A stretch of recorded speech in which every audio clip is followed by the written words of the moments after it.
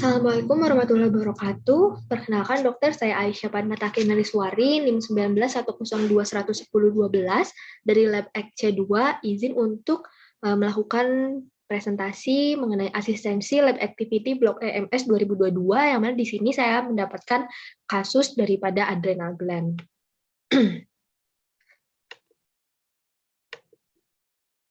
Ini merupakan histologi normal daripada kelenjar adrenal. Dari namanya kita bisa tahu bahwa adrenal ini merupakan suatu kelenjar yang berada di atas daripada renal atau di atas daripada ginjal. Dan dia ini jumlahnya ada 2 di atas ginjal kanan dan juga di atas ginjal kiri. Ini untuk histologinya. Yang pertama ini dia ini terdiri atas korteks dan juga terdiri atas medula. Nah, untuk korteks pertama ini adalah zona glomerulosa, disebut zona glomerulosa karena dia ini struktur selnya itu mirip dengan sel glomerulus, yang mana dia ini berfungsi untuk menghasilkan hormon-hormon mineral kortikoid seperti aldosteron.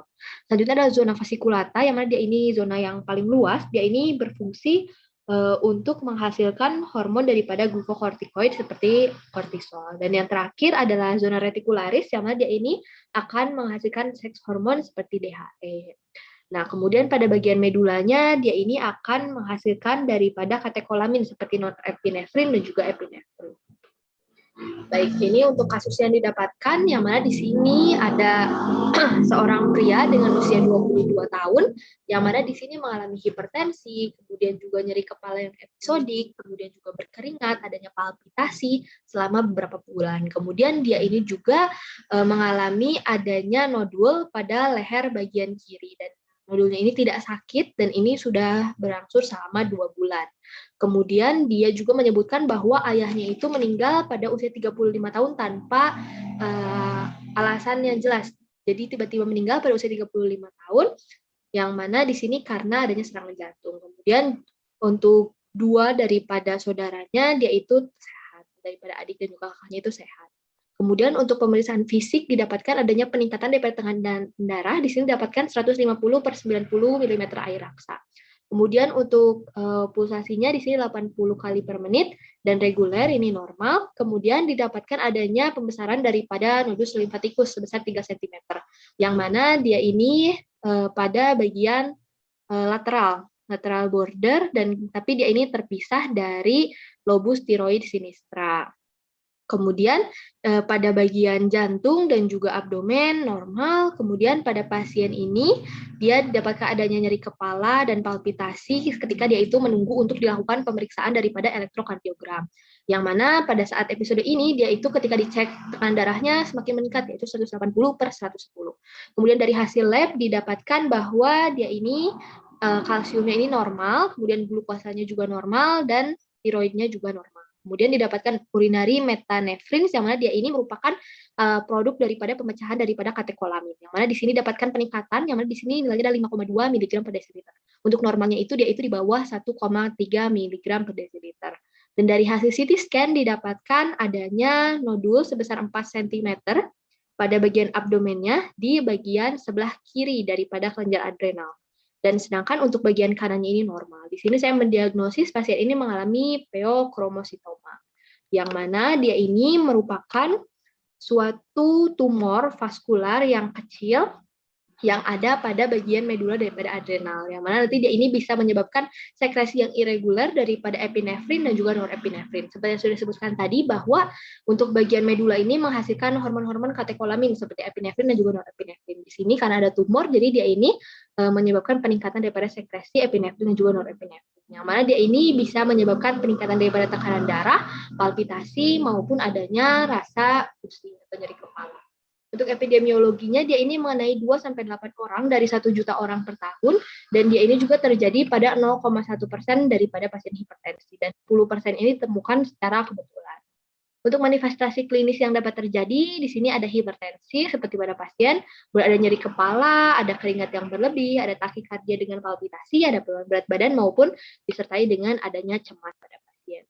Nah, ini untuk patogenesisnya, yang mana dia ini bisa diakibatkan karena adanya familial disorder yang menyebabkan adanya gangguan pada MEN2 tipe A dan juga B, atau bisa pada NF1, atau bisa pada VHL, ataupun pada familial pheochromocytoma. Bisa juga karena adanya mutasi yang sporadik, yang mana nanti menyebabkan adanya gangguan pada DNA-nya. Nah, ini bisa menyebabkan disfungsi yang mana nanti dia ini disfungsi daripada berbagai macam daripada supresor tumor dan atau protein onkogen yang mana nanti dia ini bisa menyebabkan terbentuknya suatu tumor dan dia ini bisa terlihat daripada hasil CT scan seperti pada pasien ini.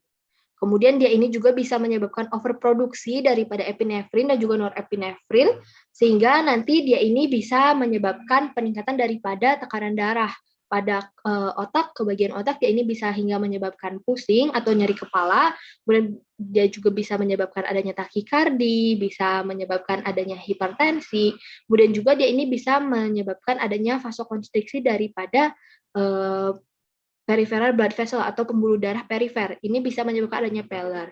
Kemudian juga dia ini bisa menyebabkan panik, tremor maupun anxiety. Kemudian juga dia ini bisa menyebabkan peningkatan daripada keringatnya, kemudian juga bisa menyebabkan hiperglisemi maupun penurunan daripada berat badan. Kemudian ini untuk gambarannya secara makroskopis, yang mana dia ini ketika kita belah akan ditemukan adanya suatu massa dengan warna merah muda abu-abu. Dan dia ini padat, yang mana dia ini juga batasnya itu tegas. Kemudian dia ini kita lihat daripada tepi korteksnya, yang mana dia itu bagian kerja adrenal yang tidak terlibat di bagian sebelah kanan. Kemudian ini secara mikroskopiknya dengan perbesaran yang kecil, yang mana di sini bisa kita lihat, yang mana dia ini yang khasnya itu adalah organoid nest. Jadi terbentuk adanya organoid nest, yang mana apabila namun di sini tidak terlihat, yang mana dia ini bisa tumornya itu menekan daripada korteks adrenal dan juga kapsul ke tepi tipisnya. Tapi di sini tidak digambarkan, dan kemudian tumornya ini tersusun menjadi tadi organoid nest atau sarang organoid yang padat, dan dia ini dipisahkan oleh suatu plexus kapiler yang halus, dan juga dia ini bisa ditemukan beberapa daripada fokus nekrosis. Nah, ini kemudian untuk pembesaran yang lebih besarnya, yang mana di sini dapat kita lihat bahwa dia ini sel semedoadrenal dari pheochromocytoma, mungkin dia ini memiliki batas sitoplasma yang tidak jelas, dan juga dia ini nukleusnya bisa seragam atau bisa juga dia itu cukup bervariasi. Dan sitoplasmanya ini granular dalam jumlah yang sedang, dan juga dia ini bisa mengandung butiran-butiran neurosekretori yang nantinya bisa mengemas epinefrin dan juga norepinefrin. Nah, kemudian ini yang sebelah sini merupakan gambaran daripada mikrograf elektron, yang mana dia ini ditemukan banyak granula daripada nekrosekretori tadi dengan inti yang padat dan juga terikat dengan membran. Yang mana di sini katekolamin itu disimpan. Kemudian granulanya ini sedikit lebih kecil daripada mitokondria yang berdekatan dan terdapat di dekat membran daripada sitoplasma. Mungkin sekian yang bisa saya presentasikan. Terima kasih banyak. Wassalamualaikum warahmatullahi wabarakatuh.